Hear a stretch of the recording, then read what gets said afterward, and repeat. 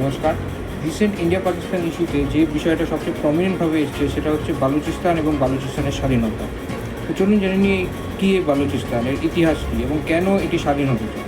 British শাসনের আগে বালুচিস্তান অনেক ছোট ছোট ট্রাইবাল স্টেটসের মধ্যে বিভক্ত ছিল। তাদের মধ্যে সবচেয়ে গুরুত্বপূর্ণ রাজ্য অথবা প্রিন্সলি স্টেট ছিল খানেট অফ কালাট। কালাট রাজ্য 17শো শতাব্দীতে স্থাপিত হয় এবং একটি পরিপূর্ণভাবে স্বাধীন রাজ্য ছিল। তারপর যেমন আমরা সবাই জানি, ব্রিটিশরা 18শো শতাব্দীর থেকে ভারতে নিজেদের আধিপত্য বিস্তার করতে থাকে।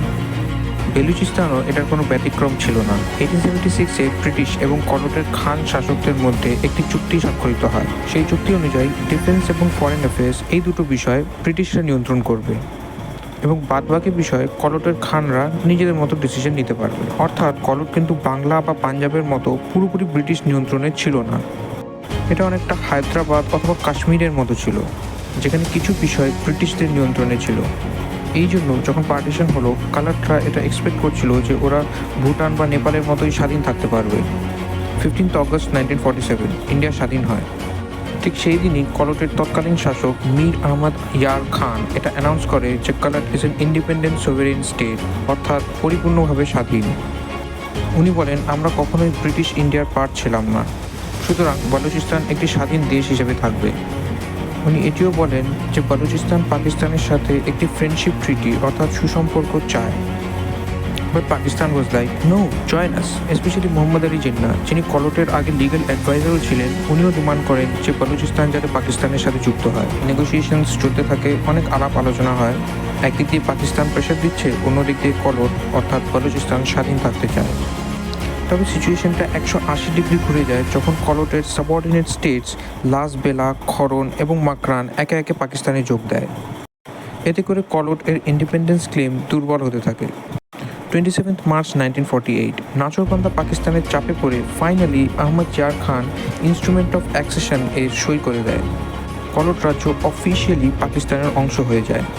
কিন্তু এটা নিয়ে অনেক কন্ট্রোভার্সি শুরু হয়। বালুচ জাতীয়তাবাদীরা দাবি করে যে রাজা নিজে থেকে সই করেননি, বরং ওনাকে সই করতে বাধ্য করা হয়। আহমদ ইয়ার খানের ভাই প্রিন্স আব্দুল করিম এই ডিসিশনটি মানেন না। উনি আফগানিস্তানে চলে গিয়ে সশস্ত্র বিদ্রোহী গোষ্ঠী তৈরি করেন। Das starting the first Baloch independence movement. 1948 থেকে বর্তমান সময় অবধি বালুচিস্তানে 5টি সবচেয়ে বড় সশস্ত্র সংগ্রাম হয় পাকিস্তান আর্মির বিরুদ্ধে।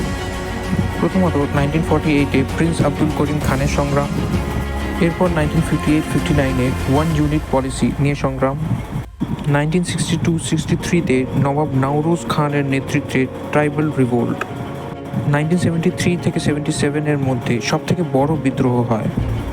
আনুমানিক 10,000-এরও বেশি মানুষের মৃত্যু হয়। এরপর 2004 থেকে বর্তমান সময় অবধি বালুচিস্তানে বিদ্রোহ লেগে আছে। এই বিদ্রোহটি বড় রূপ নেয় 2006 সালে, যখন নবাব আকবর বুগটিকে হত্যা করা হয়। এইসব মুভমেন্টস ছিল মেনলি অটোনমি এবং স্বাধীনতার দাবি নিয়ে, কিন্তু বেশিরভাগ বিদ্রোহকেই পাকিস্তান আর্মি দাবি রাখতে সক্ষম। বালুচিস্তানের স্বাধীনতা চাওয়ার অনেকগুলো কারণ আছে। প্রথমত, রিসোর্স এক্সপ্লয়টেশন। বালুচিস্তান ধনী, কিন্তু বালুচিস্তানের সাধারণ মানুষ দরিদ্র। ন্যাচারাল গ্যাস চলে যায় বালুচিস্তান থেকে লাহোর, করাচিতে, অথচ অনেক সময় দেখা যায় যে বালুচিস্তানেই গ্যাসের কানেকশন নেই। দ্বিতীয়ত, পলিটিক্যাল নেগলেক্ট। খুব কম এরম হয়েছে যে বালুচিস্তানের নেতারা পাকিস্তানের জাতীয় রাজনীতিতে ক্ষমতা পেয়েছেন। সামরিক অত্যাচার। পাকিস্তান আর্মি বালুচিস্তানে গুম খুন করার মতো অনেক নিকৃষ্ট কাজ করেছে। Cultural suppression.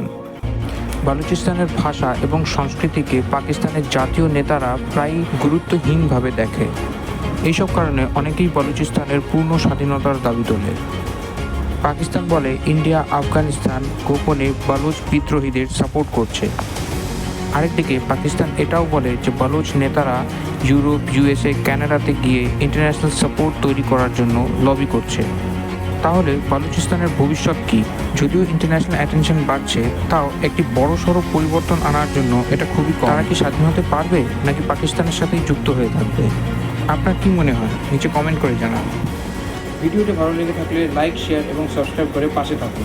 ধন্যবাদ।